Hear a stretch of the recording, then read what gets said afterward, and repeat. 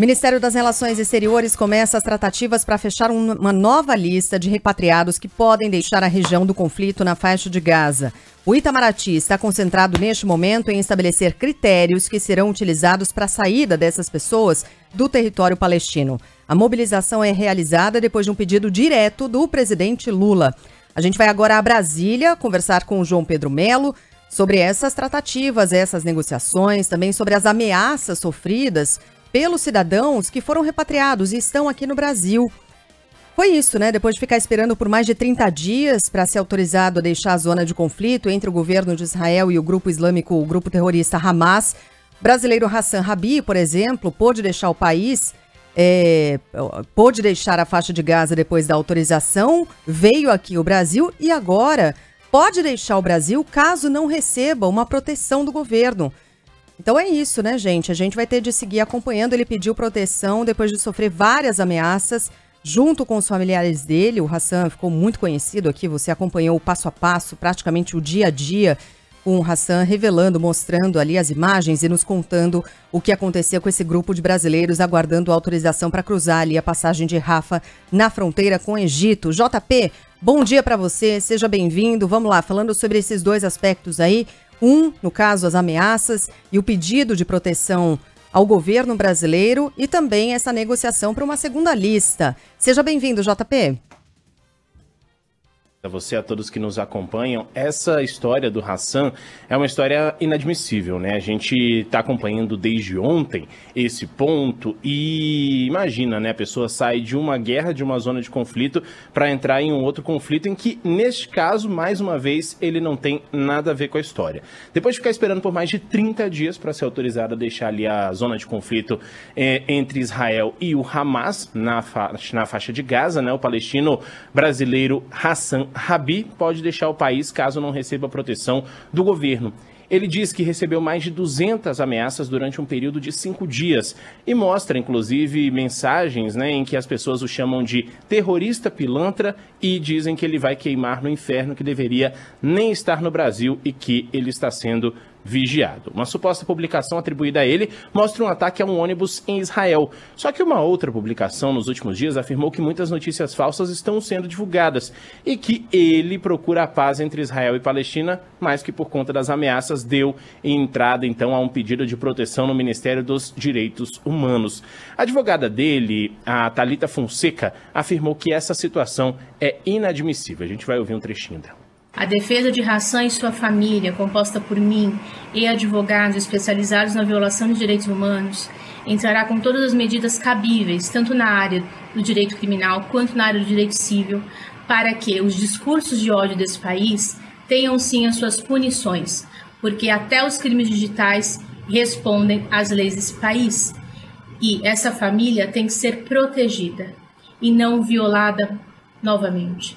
Bom, na internet, a Federação Árabe Palestina do Brasil afirmou que está ciente da campanha de ódio, difamação e ameaças a Hassan Rabi e aos brasileiros palestinos que as medidas judiciais serão tomadas, civil e criminalmente. Em nota, a Secretaria Nacional de Justiça do Ministério da Justiça e Segurança Pública, que é coordenadora da operação de acolhimento dos repatriados de Gaza, afirmou que as denúncias estão sendo apuradas e serão encaminhadas para a investigação da Polícia Federal. O Ministério dos Direitos Humanos reforçou a posição de que são condenáveis todas as manifestações de ódio ou ameaças, sejam elas contra quem for, e que não há lugar para o antissemitismo, islamofobia ou qualquer tipo de preconceito ou discriminação.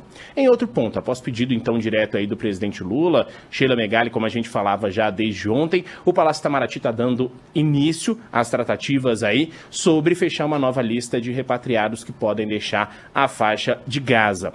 Mauro Vieira já reuniu ali os representantes das áreas consulares exatamente para tentar entender como pode funcionar esse processo, e a informação que a gente tem extraoficialmente, vale lembrar isso, é de que esse novo grupo teria entre 50 e 55 pessoas. Só que esse número pode aumentar ou pode diminuir.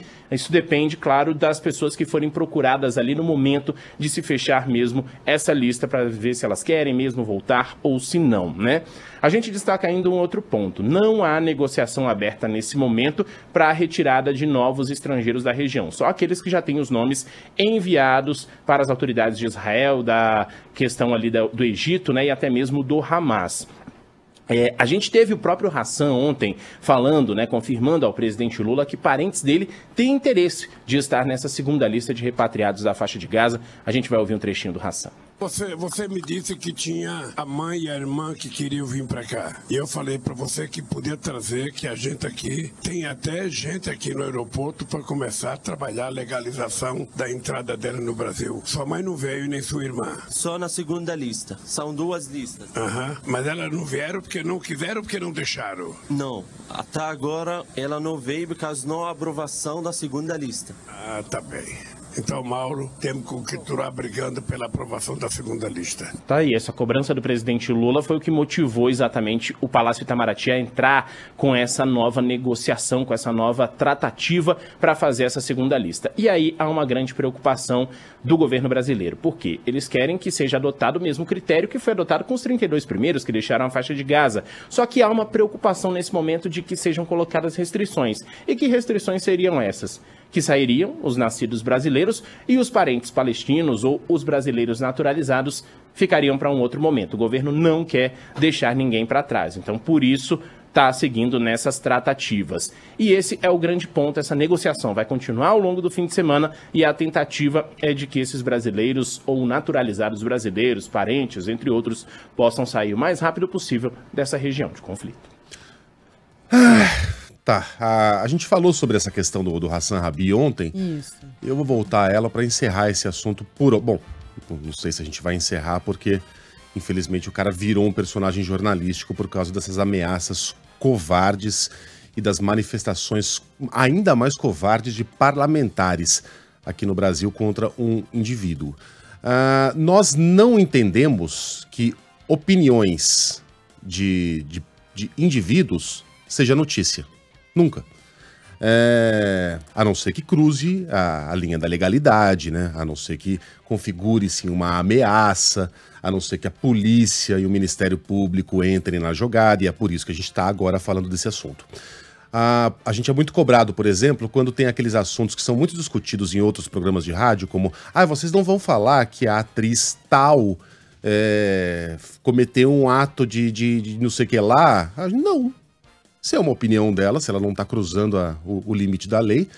Mas a Luana Piovani está lá reclamando do marido porque o marido comprou um jogo de videogame violento. Vocês não vão comentar? Não. É uma questão deles. Por pior que seja essa opinião, né? Por pior que seja a opinião, se não for algo fora da lei, se não for algo que cruze algum limite civilizatório, é uma questão individual, não é notícia. Não é assunto para programa de fofoca. Para rede social, não é pra gente. Com todo respeito aos programas de fofoca, também tem o seu mercado.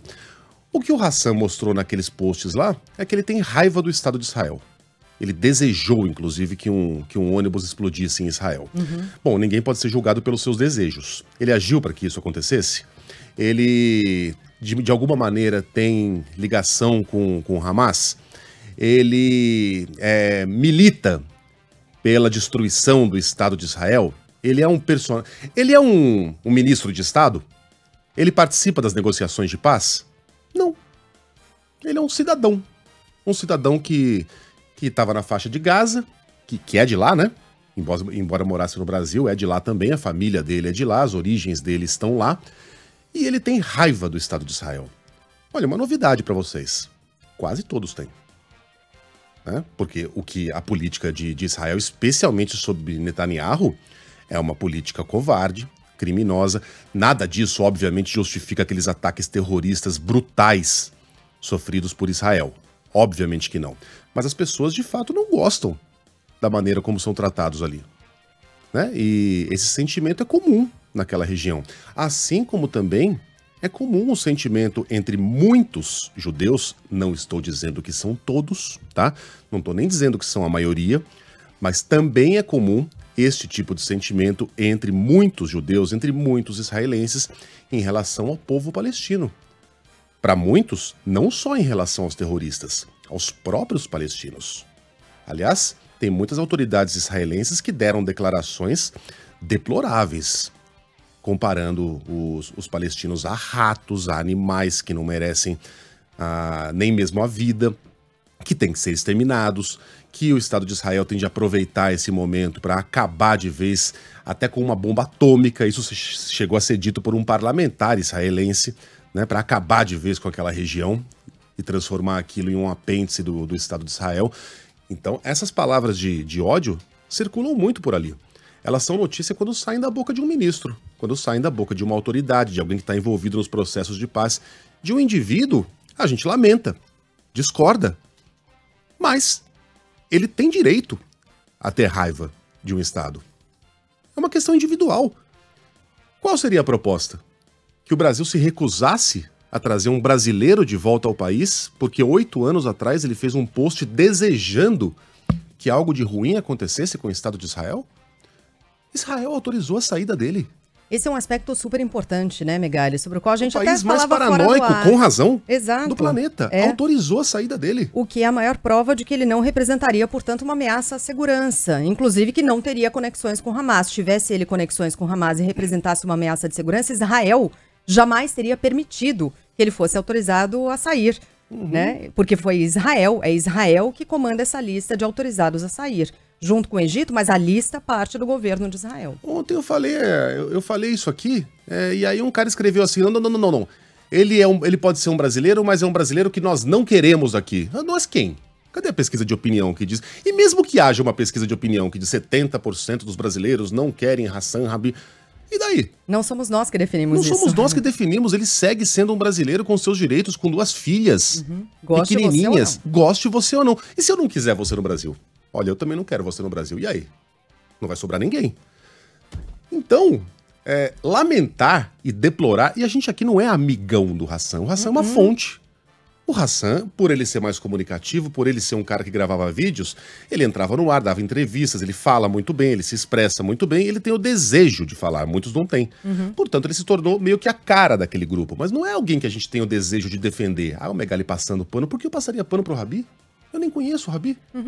Agora, ele é um brasileiro, ele tem os seus direitos, e eu preciso usar esse microfone para defender os direitos básicos de qualquer cidadão brasileiro, inclusive cidadãos que tenham opiniões que para mim são deploráveis.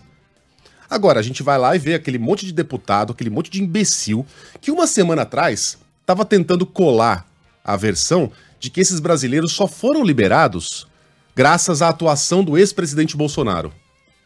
Não colou, né? Essa mentira não colou.